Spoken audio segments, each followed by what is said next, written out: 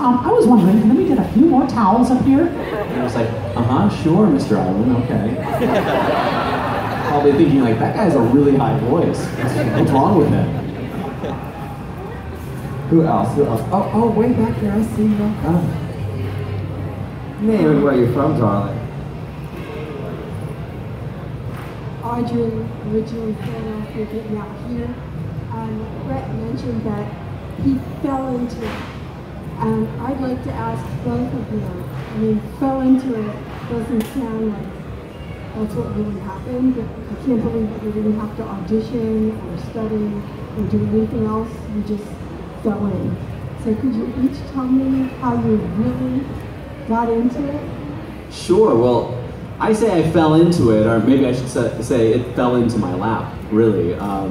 So I was an artist at Hallmark Greeting Cards for 5 years out in Kansas City, Missouri after I graduated college. And like I said, I'd been doing Mickey's voice for friends just to be funny. But this one day I got an email and it said, do you want to be the voice of Mickey Mouse? And it had all these instructions on this audition process that was taking place within the company. My friend works at Pixar, who I went to school with, and so she knew that I did Mickey's voice. She sent me the email and she's like, you gotta do this. So that's why I say I really fell into it. I wasn't an aspiring voice actor by any means. It really just stemmed from my passion for Disney and Mickey, that when I saw this audition, I thought, well, this is gonna be a cool story to say I auditioned for. I never thought I would go forward. So yeah, there were instructions on, for these characters, when you're taking over what they like to call a legacy character, it's about doing voice match. You're trying your best to respect the character as it was originated. So for me, I had clips from Walt, I had clips from Wayne to listen to, and so it was about matching those performances. And so initially you called in, you kind of left your demo, as it were, on a voicemail system.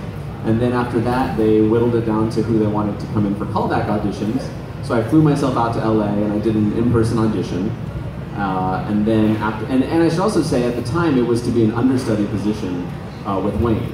So Wayne was still the voice, the current voice, and they wanted somebody that could come in and Wayne could start to train a bit.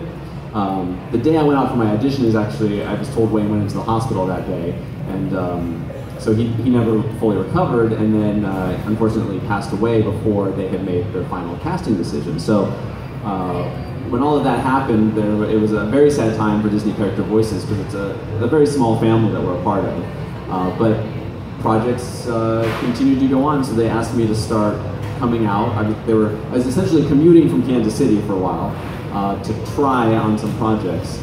But on my second day on the job is when they offered it to me officially and said, if you're open, we'd like you to be the guy, but you need to relocate to LA, which I'm from originally, so that was not a problem.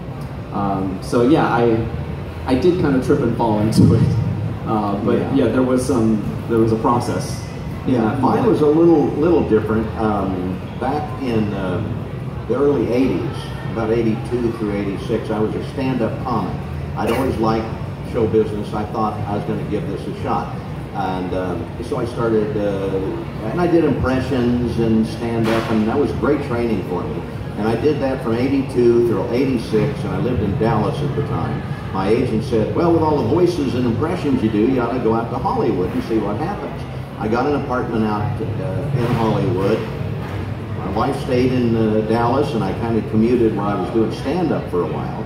And as luck would have it, about 4 months after I got there, Disney Character Voices, a new division of Disney, there was 4 or 5 guys kind of filling in for Mickey. They weren't doing that much with it. They weren't making cartoons or anything. They might have a record album once in a while, and they needed someone. And, Bob, you want to be Goofy? Okay. You know, it was like Goofy du jour. There were 4 or 5 guys. A guy in Florida, one of the announcers at Disneyland, did all the voices badly, but and Roy Disney and Michael Eisner wanted to hear one person do each of the characters, so you'd have consistency.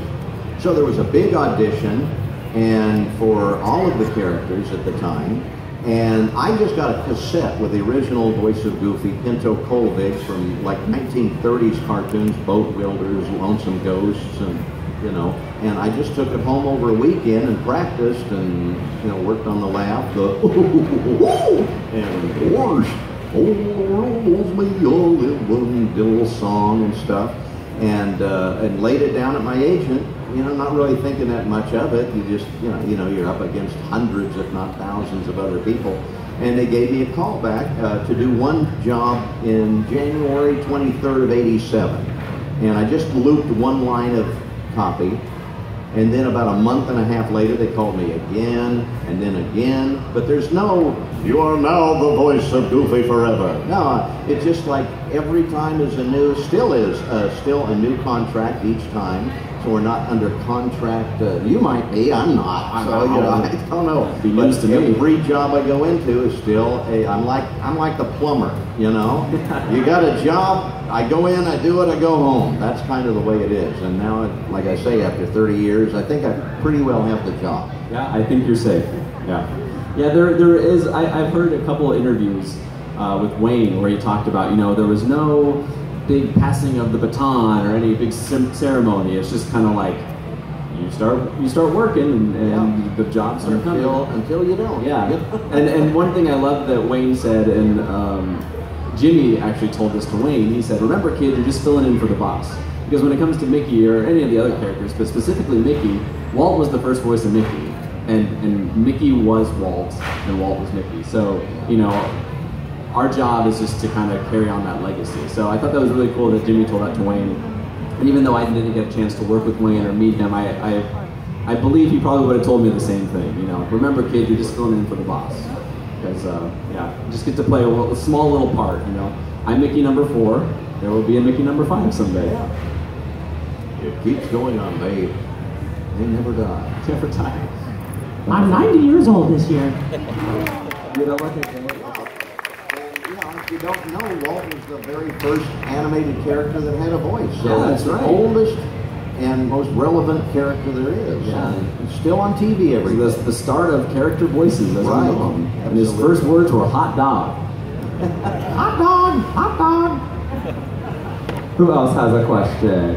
Yeah. Oh. I'll come and I'll see you back here.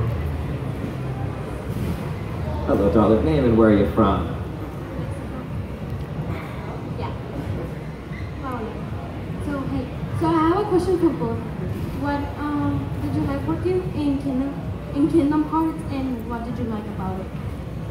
Oh, Kingdom Hearts. I think Bill kind of touched on this earlier, but like Bill said, I don't play video games. I'm really bad at them. Yeah. I get motion sick with the current ones. I stopped playing video games after they stopped going like this across the screen. And it was too immersive. I got sick. Yeah. That's an unusual project in the video games. When you do video games, there's a lot more lines of dialogue, but they're like spread out because if the player goes this direction, you gotta have lines for that. If he goes this direction, you gotta have lines for that. So it's not like a cartoon show like Mickey and the Roadster Racers. It's like a story, and we usually start at the beginning, and I'll do like line 3, let's say, is a Goofy line. Howdy, Mick, whatever it is. And then you do line 7, 15, all the way through, kind of in a linear thing. In a video game, you get a big binder of different, high-lit lines, and you don't know what they said before or afterwards.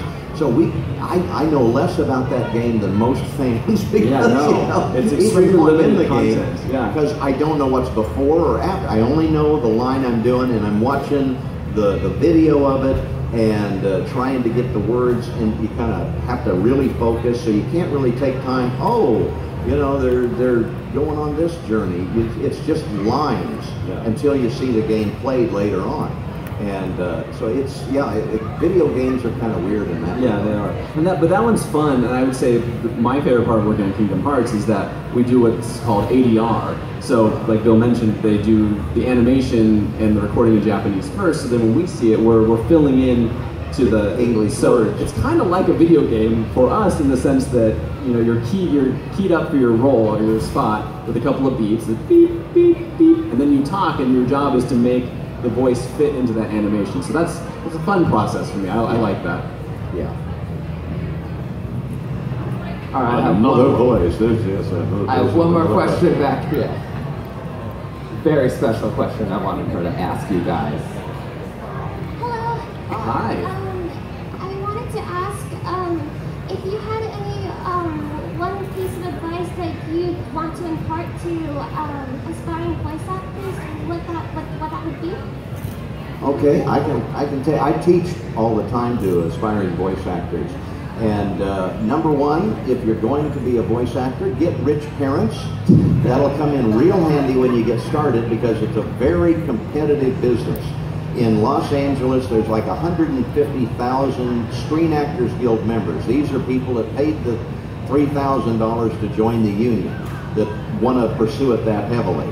On any given week, there's about 10 to 15,000 acting jobs. So on any given week, there's like 140,000 out-of-work actors. So it's very competitive.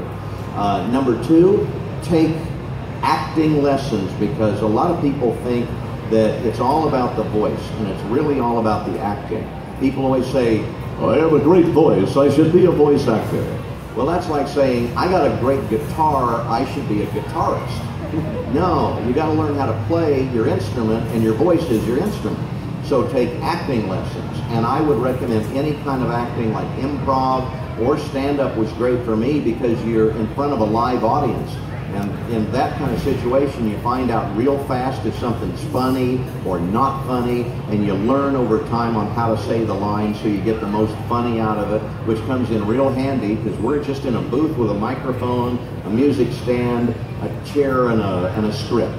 And that's all. So we have to say those lines and bring them to life, bring them off the page and give them life and make them funny, you know, if it's a comedy script, and you got to know what words to emphasize, and that only happens by practicing generally in front of an audience.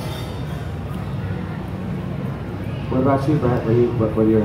I mean, I would just echo everything Bill said, and so much of my process has been learning that. Like I said, I wasn't an aspiring voice actor to begin with, so I've kind of, it's been trial by fire for me, but everything you just said is what I've learned. It's so much more than the voice, it's the acting, it's, you know, and yeah, you are in that room with the microphone, you don't have the ability to use facial expression to convey something like you would on camera. You know, it's all based on your vocal performance, so. I think, but I would say, you know, because I've pursued creative professions, you know, as an artist and now in voice acting, I think passion is always key for anything you pursue. So if you're passionate about it, you know, you can't kind of do it, you got to do it. You got to commit to it, and I think that really sets you apart. But I think it's also remembering that it's hard work for any of those, for any job or any career you pursue. You just have to be willing to do the work, and I think that usually shows through. People recognize if you're a hard worker and you're good at what you're doing. So. All right, well, that's about all the time we have for our panel today. Give it up for Brent Iwood, Bill Farmer, Mickey, and Guilty, everybody. Oh gosh, thanks for inviting us. Yeah, come on and see us. We're over in The European Hangar, they will be doing autographs at their booth. They have a little Disney corner. Yeah, we'll be over there. Come over and say hi. Thanks so much for listening to us. Nice to see everybody. Thank you. Thank you guys so much. Boy!